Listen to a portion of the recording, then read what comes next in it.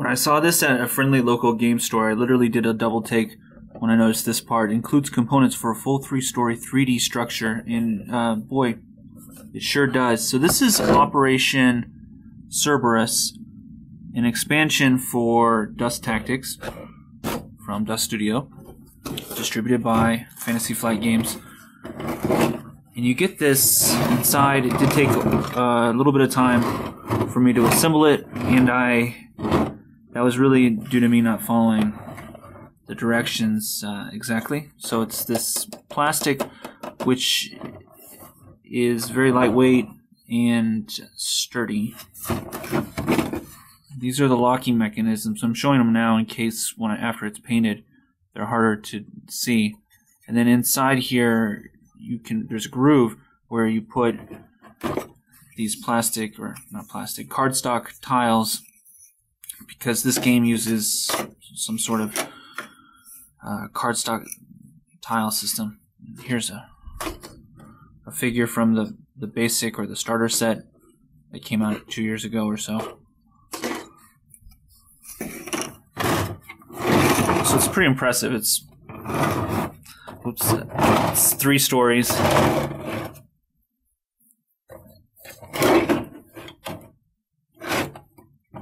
And it has this modern kind of New York brownstone look to it. And I was going to possibly paint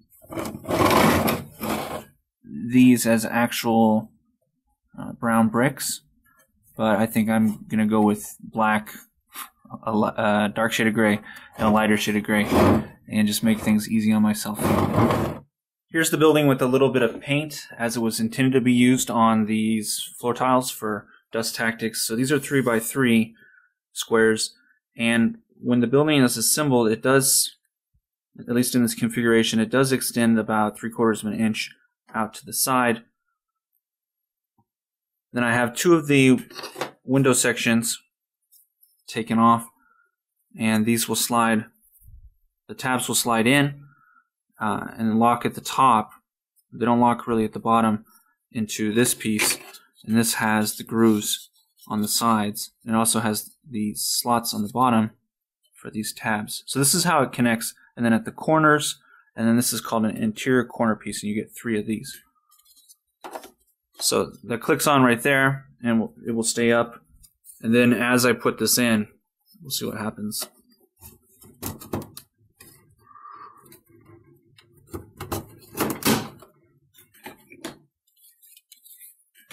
You do get 1 extra door. This is all the pieces except for that extra door.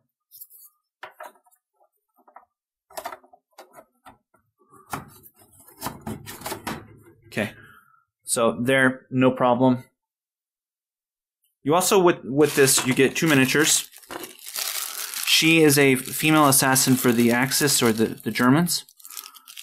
Looks like a hand-to-hand specialist. And then he is called the Chef, and oddly enough, he is an allied hero, even though he looks a little goofy. Maybe he's like a little French chef. Sorry if I have any French subscribers or viewers, but that's what he is. Camera's not really focusing. So anyways, he has a chef hat. He's kind of odd. He has this huge tank to use both of his flamethrowers.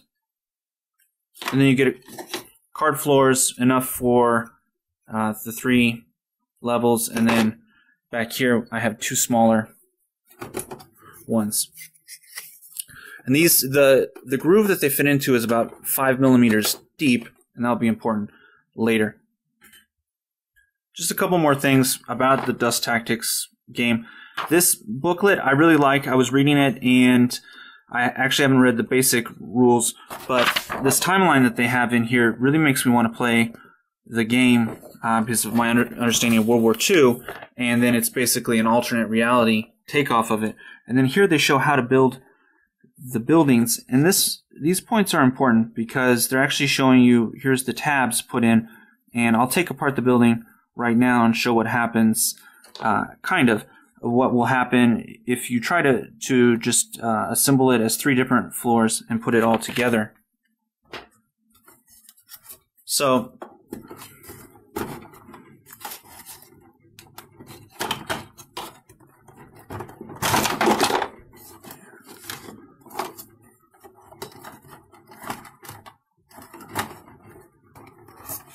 What's making all that noise is there's a dog crate or kennel, a cage, underneath the table.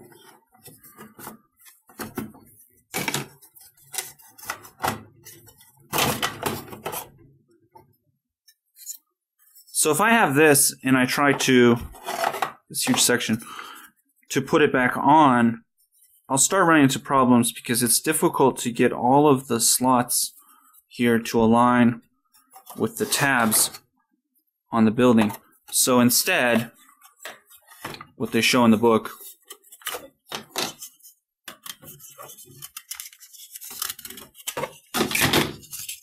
is you attach all the parts that have the tabs first. Some of these are really stuck on there. These are kind of flimsy, and I can go ahead and show that part right now. When these slide in,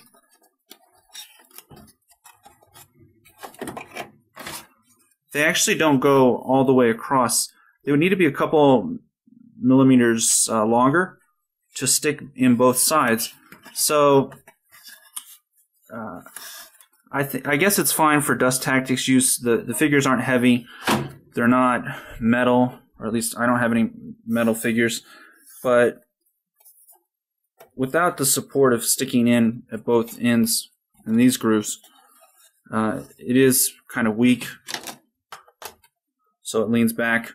So when I bought this, I didn't get it to actually play with dust tactics. I got it to use in a futuristic war game setting. You can use your imagination to what that could be. It could be for almost any game system. So I added floors in, and there's more details on this at cravengames.com, my website, about the dimensions of the floor. These are basswood strips, and I think they're 1/16 of an inch in thickness, and they slide right into the grooves. And then if you recognize what this pattern is on the top, I'll get to that in just a few seconds.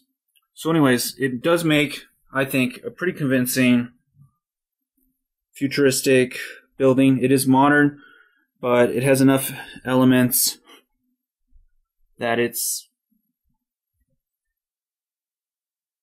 quite imaginable that it would be in the future. And of course, Dust Tactics has futuristic elements with lasers and other things, walkers, things like that.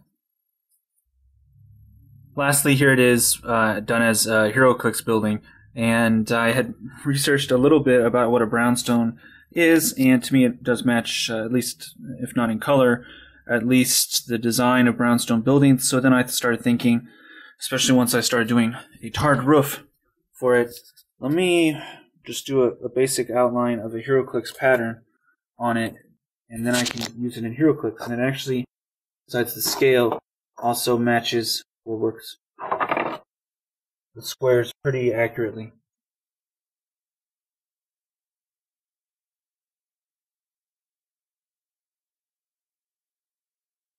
In Heroclix, you would use it outdoors. Usually, I haven't really had too much going inside buildings except on playmats.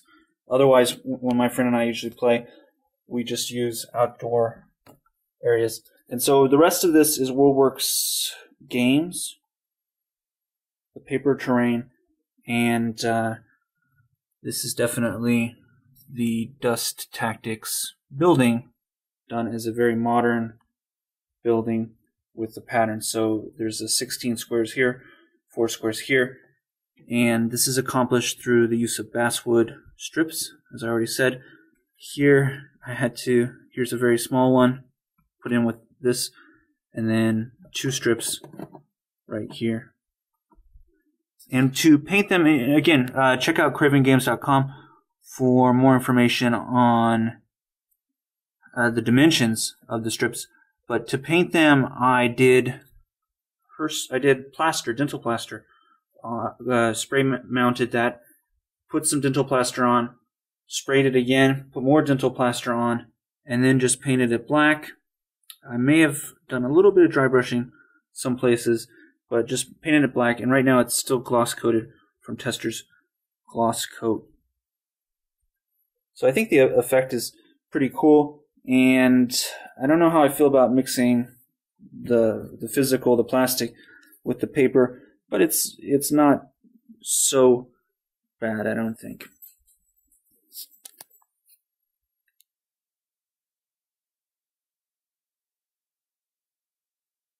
My final thoughts on this product from Dust Studio: you got to get it.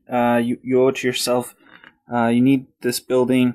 The rules and everything else, of course, are wonderful, and getting two figures, but the building is what I really care about, and I think it paints up easily. It is reconfigurable. It's sturdy. It's easier to move it around as a solid piece. Like the bottom floor is not falling off. Something is moving around in there. But then the Pegasus Hobbies Gothic set, it also has a more modern look to it. I think that ultimately the Pegasus Hobbies is actually a bit more configurable at this point, but this is very nice. Go ahead and get a couple of these. I know I'm going to get at least 2 more to be able to have some variety in my futuristic terrain.